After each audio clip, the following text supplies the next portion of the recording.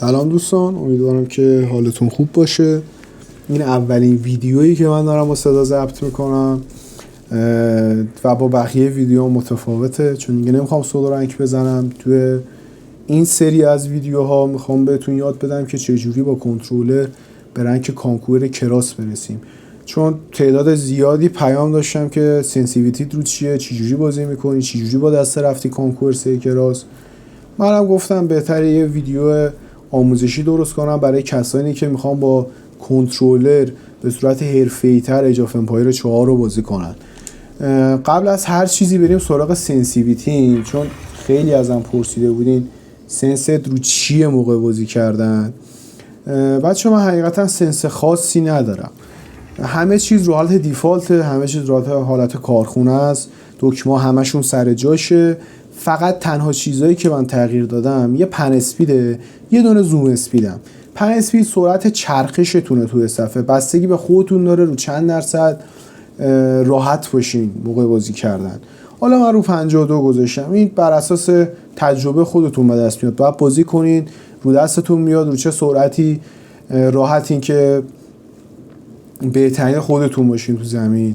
زوم اسپیدم که سرعت زوم کردن و برداشتن از زوم که رو شوک راست این کارو میتونی انجام بدی، به این میگن زوم کردن، به این میگن زوم اسپید. حالا زوم اسپید سرعت، حالا مثلا سریعتر زوم کنه یا سریعتر برداشتشه. اینو روی 100 بذاری، این زوم اسپید رو روی 100 بذارید، چون خیلی مهمه تو کنترل یونیت کردن، مخصوصا با کنترلر، چون خیلی سخته با کنترلر بخوای کنترل یونیت کنی. کنترل یونیت توی پی سی خیلی بهتره و تنها چیزی که پی سی داره، یعنی موس کیبورد داره ولی کنترلر نداره، همین کنترل یونیت است. وگرنه کنترل ویلیجر رو یا کنترل بیس رو به نوعی برای ما کنترل پلیرها، دست پلیر رو راحت تر کردن به خاطر این نمودارا و به خاطر اوتو ویلیجر.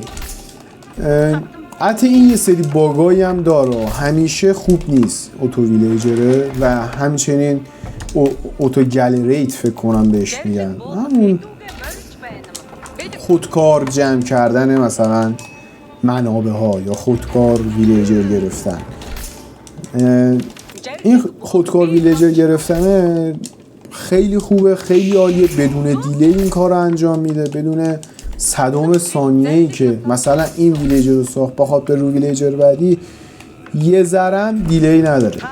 فقط چیزی که مهمه تو این کنترل ویلیجر اینه که 50 تا گوشتون رو شما همیشه باید انبار داشته باشین، یا اینکه جلو باید بزنی یا اینکه باید بذاری رو این دیگه. رو این هم که بخوای بذاری باید 50 تا گوشت رو انبار داشته باشی. چرا؟ مثلا من بخوام اینجا الان 70 تا گوش دارم، یه دونه هورسمن مثلا بگیرم 100 تا خرج کنم، همین الان شد 100 تا. یه هورسمن بگیرم 100 تا خرج کنم دیگه هیچ گوشتی ندارم واسه این که بتونم دوباره ویلیجر درست کنم.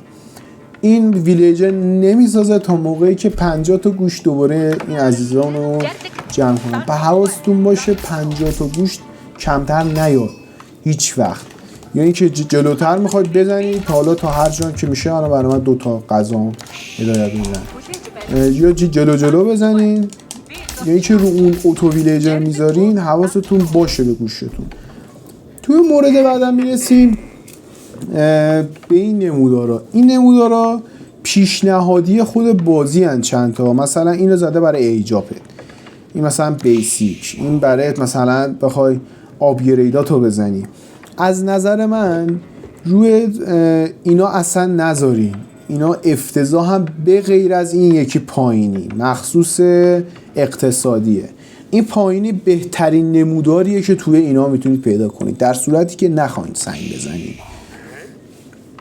وگرنه از نظر من خودتون کاستومایز، اگه میخواین حرفه‌ای بازی کنین کاستومایز این نمودارا رو اوکیش کنید. فقط یه باگی که داره این نمودارا، الان بهتون نشون میدم. من زدم یه ذره گلد جمع کنم اونجا یه جرا برن. شما فرض کنین اینجا انمی داره به تو حمله میکنه، حالا الان انمی نداریم، باید فرض کنیم دیگه. حالا فرض کنیم اینجا انمی داره بهتون حمله میکنه، شما هم دیدید با اسکاتتون، یعنی میدونین همین الان میخواد اینجا بیاد، یا اصلا اومده دوتا هم ویلیجر کشته، میخواین این ویلیجرهایی که رو گلدن و در خطرن رو میخواین جمعش کنین از اینجا. در وهله اول یه اشتباهی که کل کنترل پلیرها میکنن وقتی به بیسشون حمله میشه، کلشون نه 90%شون این زنگوله رو میزنن. آقا اینو نزنین، این افتضاحه.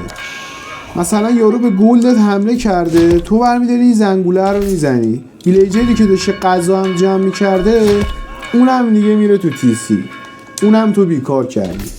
و این زنگوله رو هیچ وقت نزنین، یا دستی ویلیجرتون رو بیارین عقب، یا اینکه یه وای بزنین ویلیجر مورد نظرتون برن تو تیسی یا جای امن.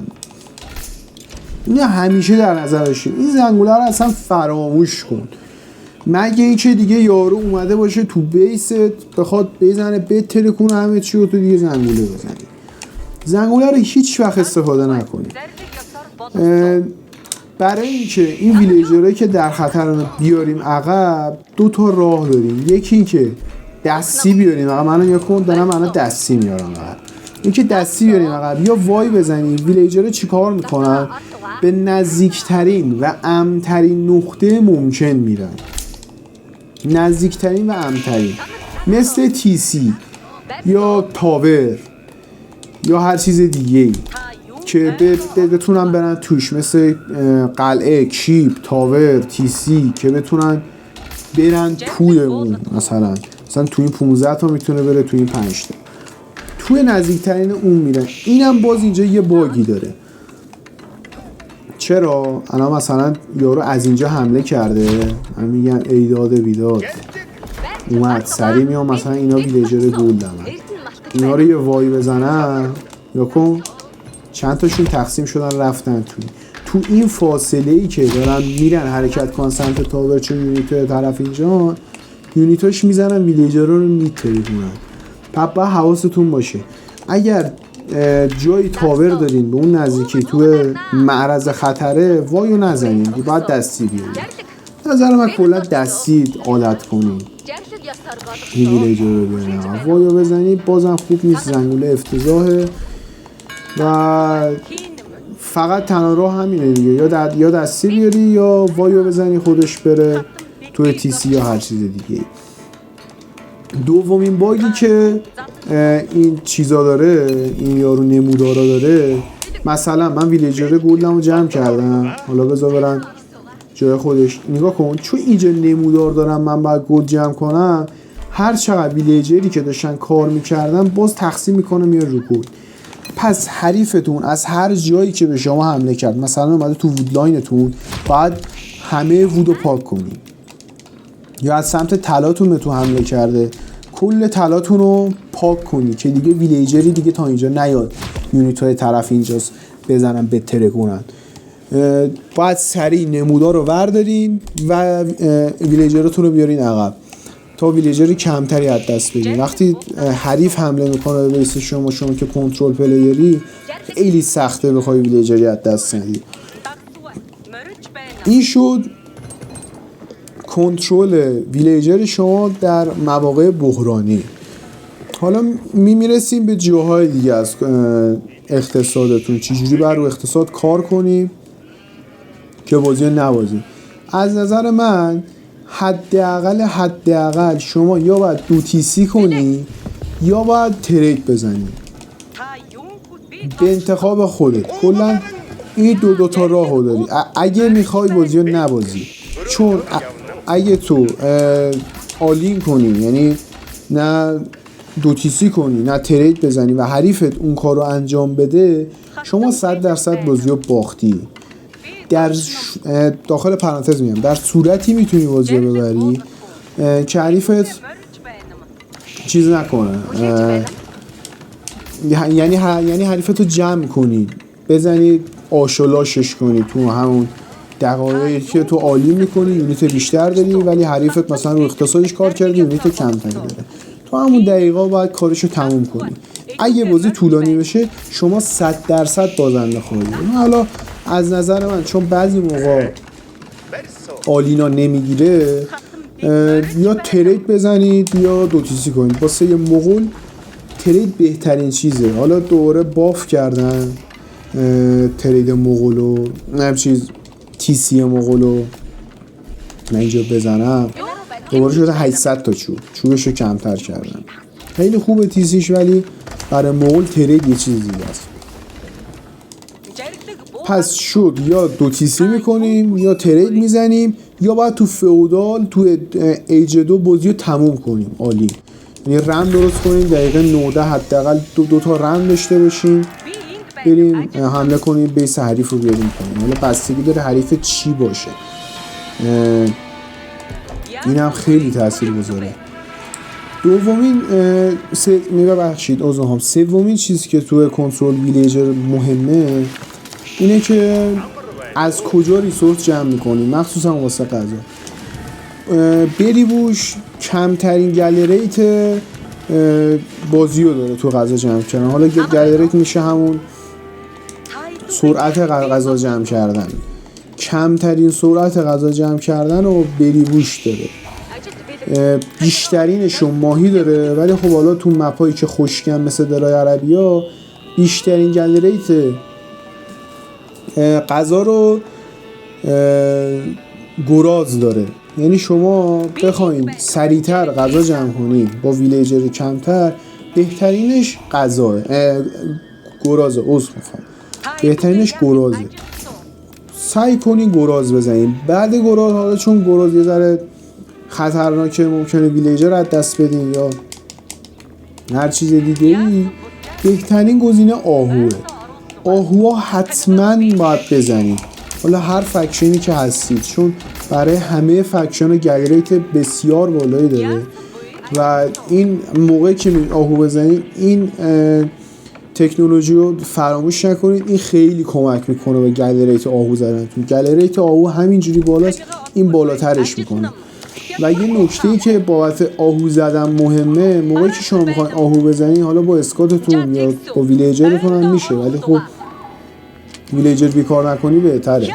اسکاتتون یا حالا یونیت هر شیئی این آهوها رو به هم نزدیک کنید. مثلا من اینجا یه دونه چیز میزنم، گر میزنم، این لا آهوها رو جمع کنید قشنگ لابلای این گرو که سرعت ترابل تایم نگیرن. ویلیجراتون وقتی میخوان آهوها رو بزنن ترابل تایم کمتری رو بگیرن. میبینید این الان آهو چسبیده به گر. اگه دور باشه این میخواد بیاد از اینجا آهو بزنه ورداره ببره اینجا دوباره برگرده. ولی اگه همین دم دستش باشه خیلی راحت وقتی جمع میکنه دوباره میداره سر جاش، دوباره برمیداره. رو گوسفند هم همونه. گوسفند یادم رفتتون بگم، گوسفند هم حتما بیارید داخل تیسی. یه چپ و راست بزنی اینجوری گوسفند رو میاد داخل تیسی، خیلی راحت شیک و مجلسی. دومین چیز شد از کجا چی بزنید. آهو رو حتما بزنید چون خطرناکه، یه ذره ریسکش بالاست، ولی خب یه دونه تاور بزنید و 5 تا ویلیجر این زیر داشته باشین. فقط باید حواستون باشه که حریف یو حمله نکنه بزنه بتره کنه. اینجا یه تاور بزنین، فقط هم 5 ویلیجر روی یه دسته آهو بذارین که وقتی اگه حریف حمله کرد سریع اون 5 تا توی تاور جاشن، ویلیجری از دست ندید. خب اینم که بهتون گفتیم، دو تیسی هم که بهتون گفتیم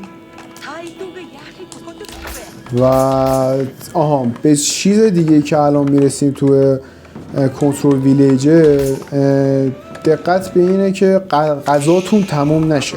شما همیشه باید یه گوسفند زیر تیسی داشته باشین. حالا من چون بازی نکردمشم توضیح میدادم، حداقل حالا با مغول که حداقل یه پسچر باید زیر اروع داشته باشین، این غذا تولید کنه. حواستون به غذاتون باشه. وقتی یهو غذاتون تموم میشه، حریفتون هم روتون باشه، خیلی سخت میشه بازی رو دیگه در آوردن، چون دیگه غذایی واسه زدن نداری، هیچی به دستت نمیرسه. غذا، مدیریت غذا خیلی مهمه. مثلا داریم واسه غذا میجنگیم تو مپ، چون گلد رو با یه تاور میتونید سیفش کنید، 4000 تا هم هست. حالا تا تموم شه بره بعدی دوباره خیلی طول میشه. ولی چون غذا هر گوسفند 200 تا مثلا هر بری بوش تقریبا 1000 تا اینا غذاست، خیلی سریع تموم میشه غذاتون. حواستون باید باشه فارم بزنید، حالا با فکشن های دیگه که هستین پسچر بزنید، حالا اگر با مغول بودید. همیشه حواستون به غذا باشه. ویلیجراتون رو 5 تا 5 تا به گروه 5 تایی تقسیم کنین. همیشه ببرین روی مثلا آهوهای مختلف. مثلا این یه 5 تا ویلیجر میبرین روی اینجا، یا مثلا دور یه دونه گراس 8 تا ویلیجر جا میشه. یا مثلا 8 تا الان شد 9 تا. یکی جدا کنیم، مثلا 8 تا میفرستیم اینجا گرازش هم.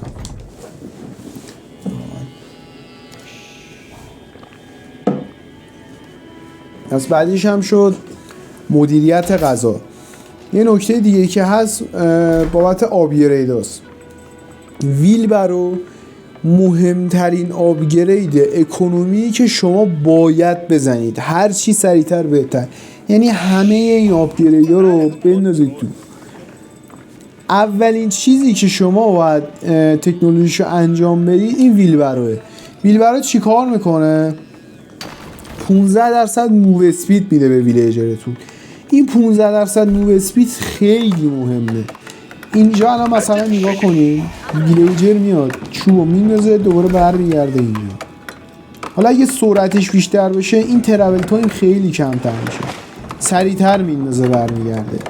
یا به عبارتی ما مثلا گرمون رو میتونیم بریم نزدیکتر دوباره بیاد بندازه برگرده.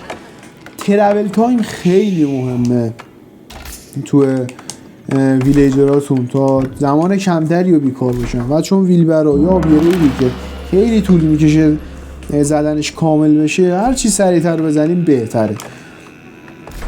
و یه چیزی که یادم رفتم بهتون بگم، حتما ویلبراتون رو بزنید و برید مثلا آهو جمع کنید، چون ترابل تایم کمتری میگیره. ویلیجراتون مثلا از اینجا اومد اینجا تایم کمتری رو تو راه میمونه که از اینجا بیاد به اینجا. این خیلی مهمه. این جزئیات واقعا مهمن توی رنگ‌های بالا. حتما ویلبراتون رو بزنید و برید از جای دیگه غذا جمع کنید. نزنید بدتره. حالا یه دونه آهو هم اینجا میام، آهو گراز هم بکشیم. گراز حداقل 8 تا کارگر بیاریم. کارگری که میزنتش 3 ضرب زد بیاریمش تا نمیره.